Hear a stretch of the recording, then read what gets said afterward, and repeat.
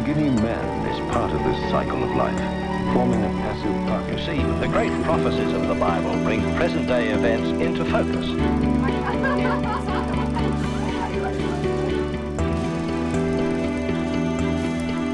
Operated by missionary pilots, this plane carries personnel and supplies.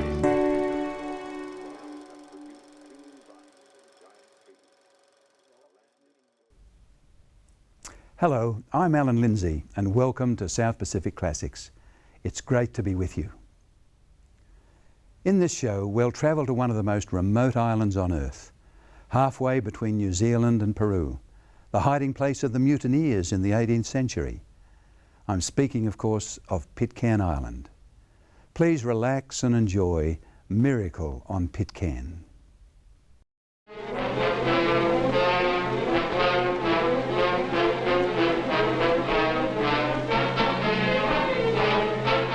In South Pacific waters, in 1789, Fletcher Christian led a mutinous crew against Captain William Bligh, who was trained under the famous navigator Captain Cook, seized His Majesty's ship, Bounty, and all her stores.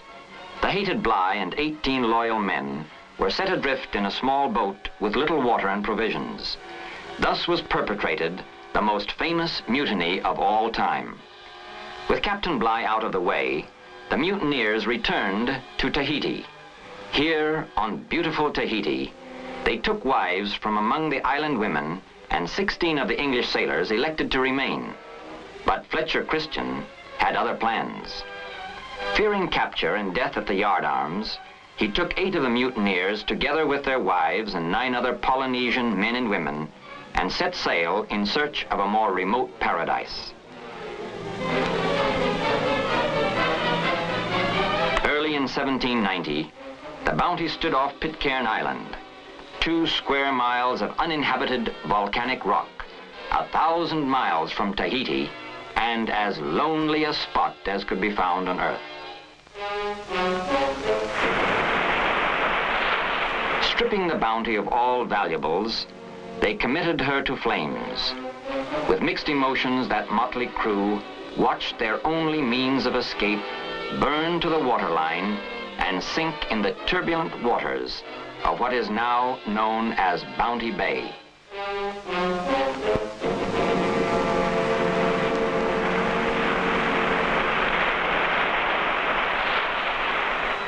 Now, nearly 200 years after the Bounty mutineers landed their ill-gotten possessions on this dangerous shore, their hardy descendants continue to live in lonely exile.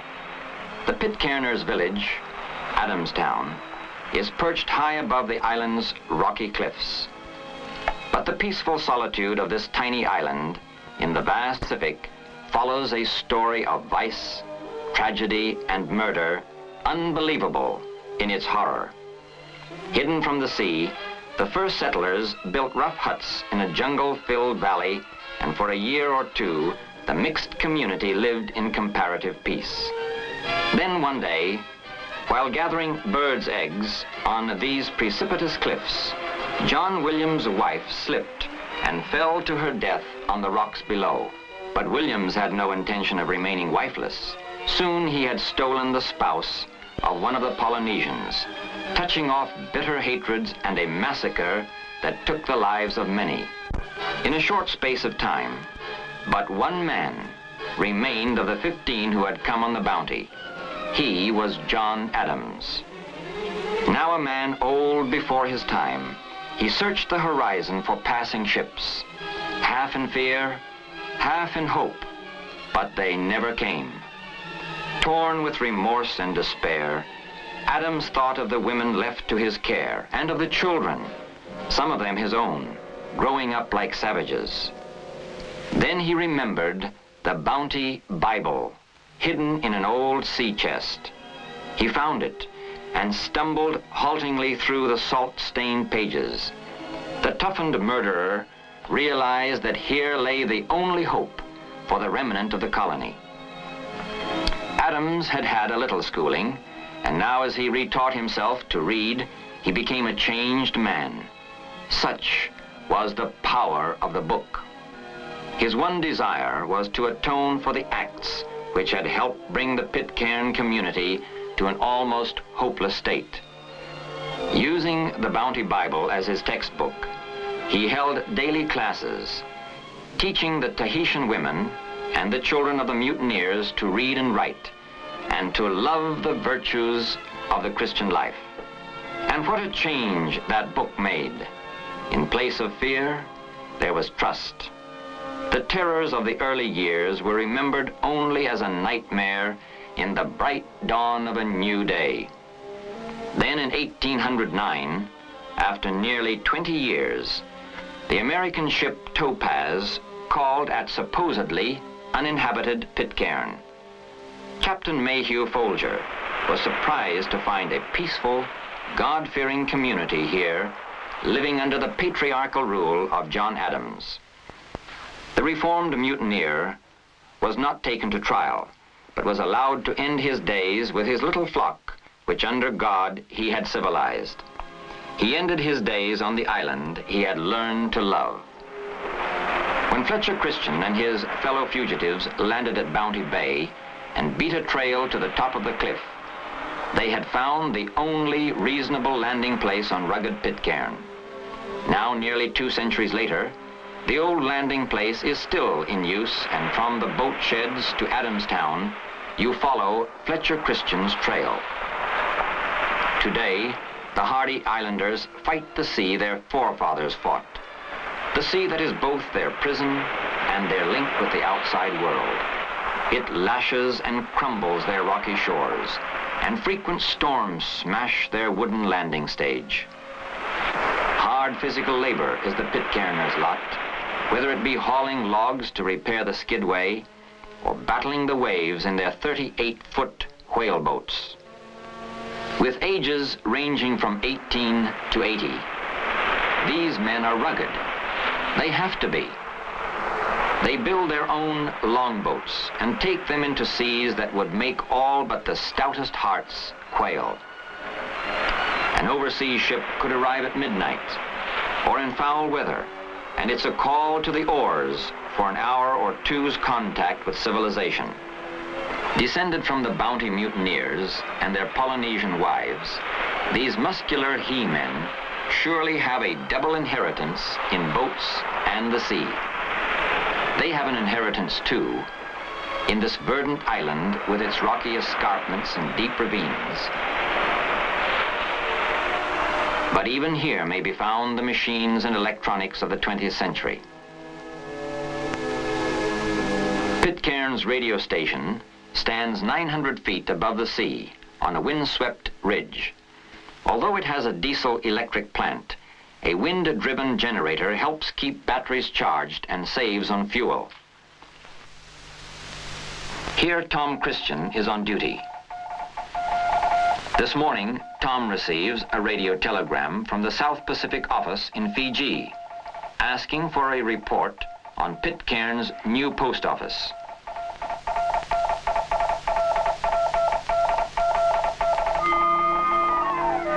Money is of little use on Pitcairn, for there is no corner store where you may spend a dime or two, but at the village square there is a little wooden post office. Pitcairn's colorful postage stamps are known to collectors around the world. With a population of about 100 persons, this must be the smallest country in the world to issue its own stamps. The little 10 by 10 post office has surely seen better days. And what's this talk about a new building? That's what interests Fiji, and it's why they sent the telegram now being delivered to Postmaster Oscar Clark. Please report progress, new post office. It seems that the new post office is something of a joke around here, but joke or not, Adamstown does appear to need a new post office. Over the years, termites and dry rot have done their worst. The tropics are not kind to wooden buildings, and a new building has been started. But there's just one problem. Lumber supplies have run out, and work has been halted. On this small island, all building materials have to be imported. It's merely a matter of waiting for a ship. Several months, who knows? Local timber suitable for building construction was soon cut out of these wooded glades by the early settlers. Now only firewood remains. But there's plenty of that. To the inhabitants of Pitcairn, life is a steady round of doing the things that mean survival, and cutting firewood is one of them. The island's only means of transport, a sturdy wheelbarrow of local design, is used to wheel the firewood to the village.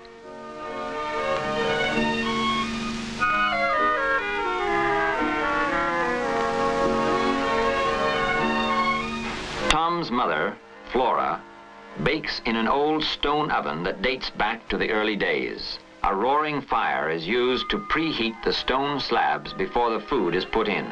According to husband Fred, this oven bakes the best bread in the world. Best on Pitcairn anyway. Fred Christian, over 80, has one of the oldest houses on the island.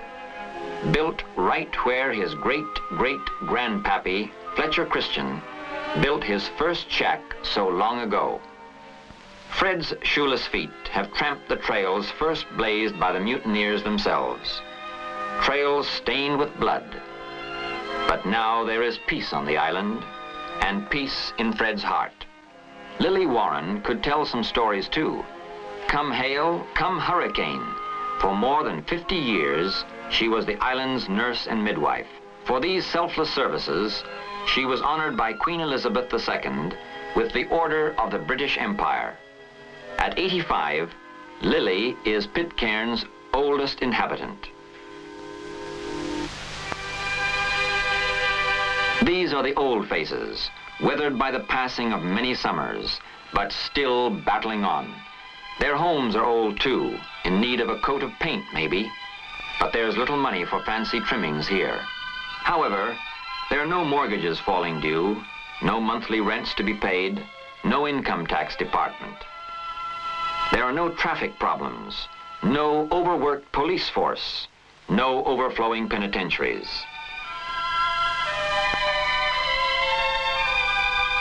But you can make a call on the telephone. It may be an early model, but it still works, and most homes are connected to this party line system.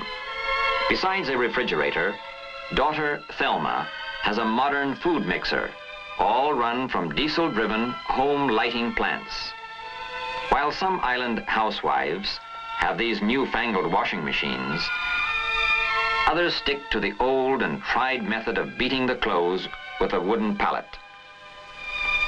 High on the hillside, in the shadow of 1,000-foot Gannett Ridge, women are picking wild beans. Nature is lavish here, and the rich volcanic soil produces an almost endless variety of food, some needing little or no cultivation. Several generations have worked this soil without artificial fertilizers, and it still crops well. Sweet potatoes are a staple item. Tropical fruits grow in abundance here. Giant papayas of delicious flavor. What boy wouldn't enjoy collecting them?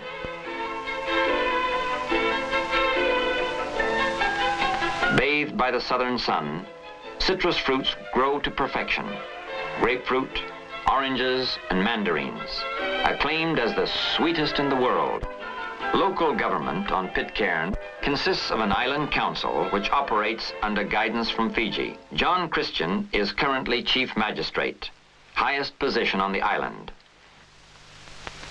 Then there's cheerful Ben Christian, island secretary, and in the cap, Vernon Young, chief of police. He's never made an arrest. The policeman with the easiest job in the world, for all these people are sincere Christians. All work of a public nature is carried out equally by the able-bodied men of the community. Everybody pitches in on such jobs as handling cargo at the landing. A ship has brought a consignment of oil from Panama, fuel for the island's generators. Electricity is one of the few luxuries that the Pitcairners enjoy. The cargo is discharged into the longboats a mile or so offshore, as there is no safe anchorage for ships. Now it must be unloaded at Bounty Bay. It's back-breaking work. Adamstown is about 300 feet above sea level, and much of the cargo from the landing is hauled to the cliff edge by aerial cableway, powered by diesel winch. But once again, manpower is needed as barrels of fuel are rolled to respective owners' engine rooms. It's a matter of, you help me, and I'll help you.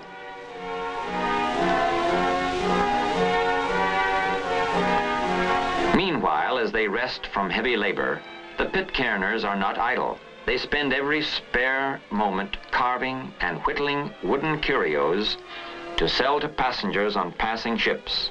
There are fancy flying fish, turtles, and birds, all cunningly and skillfully carved. These quaint curios have found their way to almost as many countries as have the Pitcairn stamps. As they carve, they scan the horizon for passing ships and think of the trade that will mean a little money in their pockets. The women folk have their handcrafts too. Colorful baskets, fans, and sunbonnets, woven from the dried leaf of the indigenous pandanus palm. Their fingers are always busy, for a few baskets sold can mean a new dress maybe, or some imported luxury for their homes. Their children have to be clothed and school uniforms made. A modern, well-equipped school with a teacher from New Zealand cares for the education of the rising generation. Their daily ration of milk comes from cans. There are no cows on tiny Pitcairn.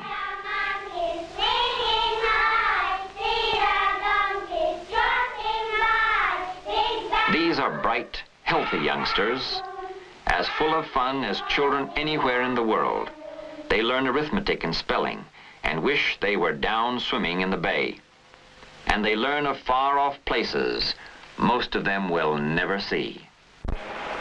Over on the seat above Bounty Bay, Parkin Christian and other old-timers are reminiscing about the good old days when the sailing ships called, when there was no radio, and it could take 18 months to get an answer to a letter. They can remember when John Tay, an American missionary, landed on Pitcairn with new ideas about the observance of the seventh-day Sabbath. These were stirring times. The old Bounty Bible, still in use on the island, had given them a deep and abiding faith, and John Tay found the people eagerly waiting further instruction from the good book. Soon the whole population had accepted the Bible Sabbath and other ideals presented, and joined the worldwide community of the Seventh-day Adventist Church. Following Tay's visit, a fine schooner was built and fitted up as a missionary ship and named the Pitcairn. This Adventist ship made many trips to the South Seas in those days when Christian missions were being established in these areas.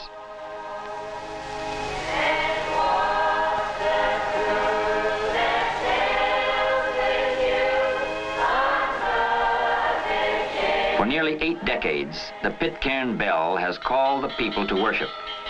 Their new way of life, free from the use of tobacco and alcohol, has brought peace and happiness to the sons of the mutineers.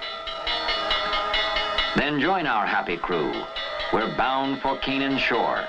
The captain says there's room for you and room for millions more.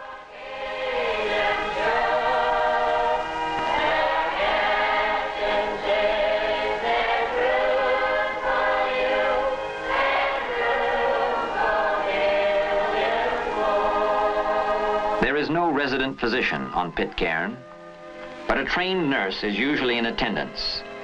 Here, Mrs. W.G. Ferris, wife of the church pastor, is on duty in the medical clinic. Surgeons of passing ships, contacted by radio, have often given help in case of emergency. Pitcairn is, however, self-sufficient in the dental field. Elwyn Christian did a short course in New Zealand. Besides fillings and extractions, he can make a snappy set of dentures. This young fellow obviously has his own teeth as he chews sugarcane. But it takes steel teeth to scrape coconut for little Miss Brown's pussycat, Lucky Cat. At last, a ship is approaching. A ship with mail and cargo for this lonely island. Tom contacts her through the radio telephone and is notified of expected time of arrival.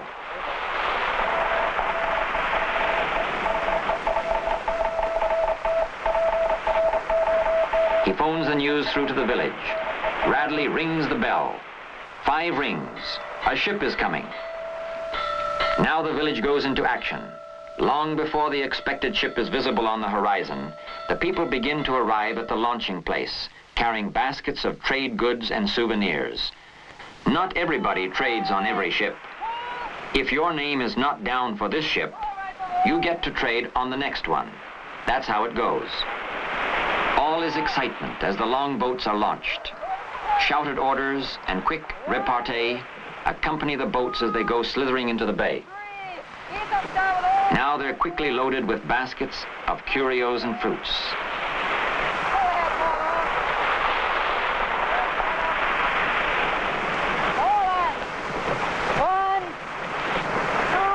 Seasoned crewmen take their places at the oars and pull the boats out through the foaming surf.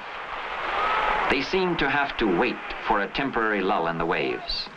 Yes, sometimes the sea is kind, but usually it's dangerous. Boats have been capsized just getting out of Bounty Bay.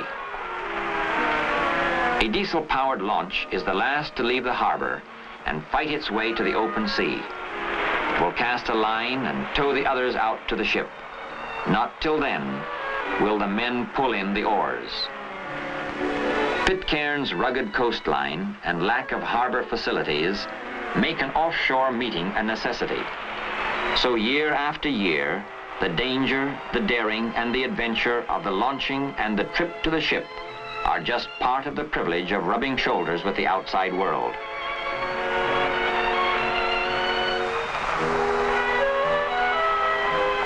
Baskets hanging on arms, they scramble up the swaying rope ladder.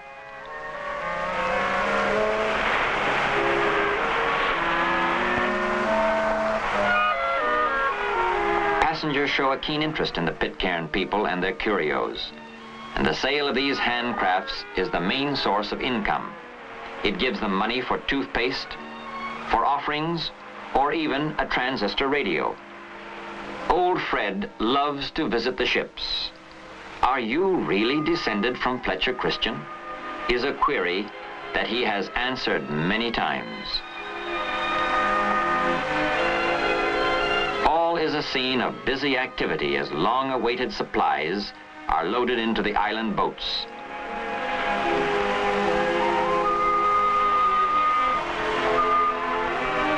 Nobody is in a hurry here. After all, the passengers must have a little time for trading and talking with the descendants of the mutineers.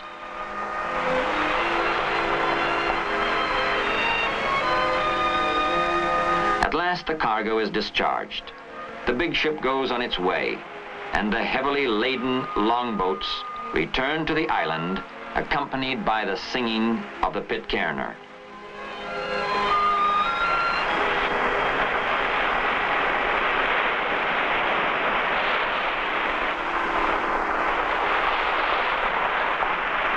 The excitement is over, but the toil of hauling these 7-ton boats out of the bay and into the shelter of the sheds requires block and tackle and all available manpower, and the women lend their weight to the ropes.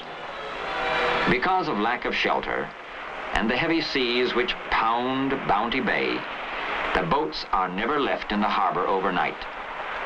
1,000 times, 2,000 times, the boats have been launched, and as many times backs have bent to the task of bringing them back to safety.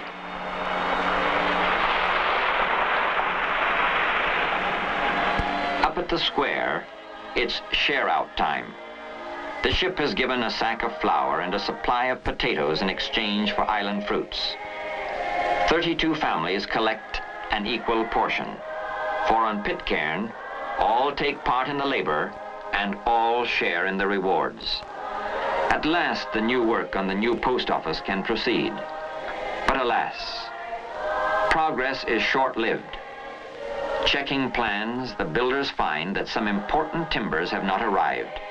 Well, maybe they'll come on the next ship. Let's be patient. Someday, the island will have a new post office. Now it's school holidays, with plenty of ways of making fun. So the days drift by. The new age has brought new gadgets, new entertainments, new labor-saving devices, but the vast sea will always be there, and Pitcairn will always have its own brand of solitude. There will always be work to do in the gardens.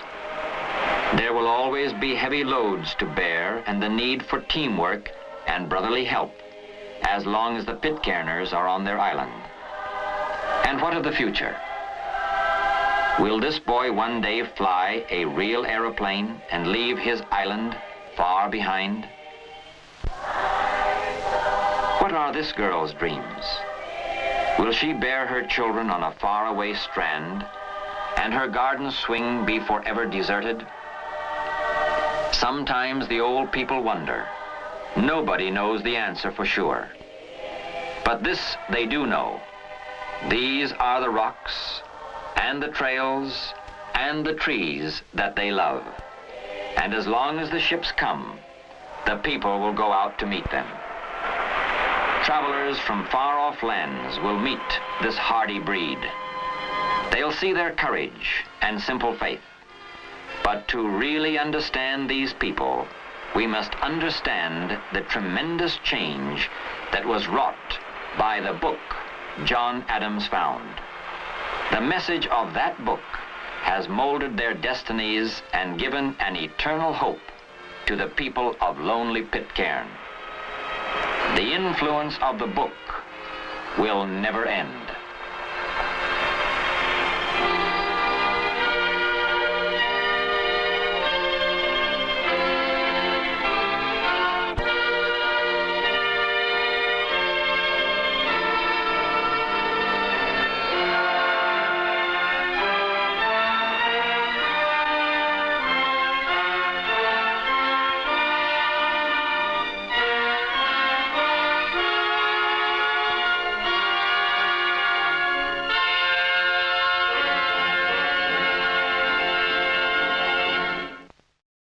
I hope you enjoyed Miracle on Pitcairn. Thanks for your company. I'm Alan Lindsay. See you next time on South Pacific Classics.